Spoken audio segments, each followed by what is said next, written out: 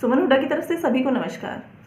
आज कुछ ज़रूरी मुद्दों पे चर्चा करने के लिए आपके सामने आई हूँ। उम्मीद है कि आप इसको सुनेंगे और जितना ज़्यादा से ज़्यादा हो सकेगा शेयर करेंगे, क्योंकि कुछ बातें बहुत ज़रूरी हैं और आप लोगों के साथ साझा करनी भी बहुत ज़रूरी है, क्योंकि आप संघर्ष कर रहे हैं, आप ज़मीन पे संघर्ष कर रहे हैं और ऐसा ना हो कि इतने किए कराए संघर्ष के ऊपर कोई पानी फिर जाए। तो कुछ चीज़ें ज़रूरी साझा करूँगी, उम्मीद करती हूँ कि आप शेयर करेंगे। हम अपने हक के लिए आंदोलन कर रहे हैं, हम सफल भी हो रहे हैं, हम सड़कों पे पड़े हैं, हम गड्ढे, पानी की बौछारें सब कुछ पार करके आए हैं। हमारे बुजुर्ग सड़कों पे बैठे हुए हैं, हमारी माताएं बहनें सड़कों पे बैठी हुई हैं। तो हमारी आज जिम्मेवारी क्या बनती है? सबसे पहली जिम्मेवारी यूथ से मैं बोलना चाहूँगी कि संयम बनाए रखें, जैसा कि अब तक आपने बनाए रखा है। अपनी माताओं बहनों दोनों की सुरक्षा निश्चित करें। आपके साथ आपके जत्थे में बहुत सी लेडीज़ हैं, सरदार कौम से बहुत सी लेडीज़ आई हुई हैं जो यहाँ पे ठहरी हुई हैं। सिर्फ आपका बात एक स्पेशल बात की तरफ आपका ध्यान दिलवाना चाहूँगी कि आपको याद हो तो मुरथल में क्या हुआ था। मुरथल में एक गैंग रेप की साजिश या रेप कांड का नाम दे दिया गया था कि जाटों ने ये कर दिया। तो आज ये पंजाब वासी हमारा भाईचारा जो है, या कहीं से भी कोई भी भाई आए हुए हैं, उनके साथ जो लेडीज़ आई हुई हैं वो हमारे हरियाणा और दिल्ली में आई हुई हैं। तो हमारा स्पेशल फर्ज बनता है कि उनकी सुरक्षा हम सुनिश्चित करें। ऐसा ना हो कि कोई शरारती तत्व शरारत कर जाए और वो फिर से हरियाणा और हमारी कौमें बदनाम हो जाएं।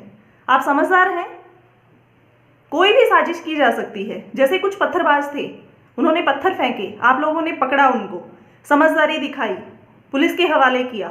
ऐसे ही आगे भी आपको ध्यान रखना है। साजिशें तो चलती रहेंगी, साजिशों के तहत कुछ भी किया जा सकता है। मान लीजिए कल को इन्होंने कोई लड़की हिला के खड़ी कर दी और उसने जानबूझ के चिल्ला दिया कि मुझे किसी ने छेड़ दिया, मुझे ये कर दिया, तो हमारे आंदोलन को विफल करने के लिए वो काफ़ी है। मतलब इनकी साजिशें तो होंगी ना। तो आप सब लोग, खासकर युवा वर्ग, बहुत ही अलर्ट रहे, माताओं बहनों की खास जिम्मेवारी ले। नैतिक कर्तव्य बनता है आपका कि आप इस मुद्दे की तरफ स्पेशल ध्यान दें। जो माताएं बहनें जिस भी गांव की तरफ ट्रैक्टरों में, गाड़ियों में ठहरी हुई हैं, वहाँ के भाई बहनों से निवेदन है कि वो आसपास जाएं और उन लेडीज़ को अपने घर तक लाके उनको फ्रेश होना, उनको सैनिटरी सुविधाएं प्रदान करना या उनको नहाने धोने का प्रबंध करना आपकी नैतिक जिम्मेवारी बनती है। और भाइयों से निवेदन है कि वो अपनी बहनों को, अपनी बीवियों को, माताओं को साथ लेके जाएं, ताकि उनको आपके साथ आने में हेजिटेशन भी ना हो। ये हरियाणा में वक्त है भाईचारा निभाने का और पंजाब को बड़े भाई का मान देने का। तो आपसे सबसे यही उम्मीद है कि आप सब मिलकर बहुत अच्छे से मदद करेंगे, ताकि आने वाला समय भी इस जो मेन आंदोलन है और मेन आंदोलन में होने वाली चीज़ें हैं, इनको याद कर सकें।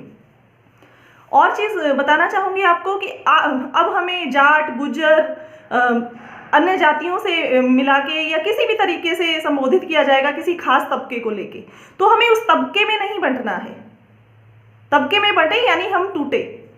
तो हमारा कोई तबका नहीं है, ना कोई राजस्थान से, ना कोई यूपी से, ना कोई बिहार से, ना कोई पंजाब से, ना कोई हरियाणा से। हम किसान हैं, किसान के बेटे हैं, किसान की बेटियां हैं।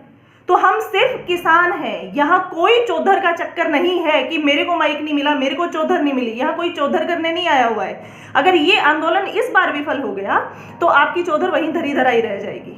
चौधर करने के लिए, राजनीति करने के लिए सारी जिंदगी पड़ी है। ये आंदोलन है मिलके साथ निभाने का। तो उम्मीद करती हूँ कि मेरी कही हुई बातें आपको बुरी नहीं लगी होंगी, और जो दो बातें बोली गई हैं खास तौर पे, इनका ज़रूर ध्यान रखें। हमारी तरफ से, हरियाणा की तरफ से, खापों की तरफ से भी बहुत अच्छा सहयोग आया है। बहुत जो युवा वर्ग है वो भी मेडिकल सुविधाएं, खाना पीना और सेवा सब में जुटे हुए हैं। और भी बहुत से लोग हैं जिनकी तरफ से मेडिकल की सहायता और फूड का प्रबंध किया जा रहा है। ज़बरदस्त जोश है लोगों में और सब अपने मन से, अपनी तरीके से और अपने सामर्थ्य अनुसार लगे हुए हैं। तो आप सबसे विनम्र निवेदन है कि चाहे आपके घर से एक मुट्ठी अनाज हो पाए, आप वो दें, दूध, दही, लस्सी, या आप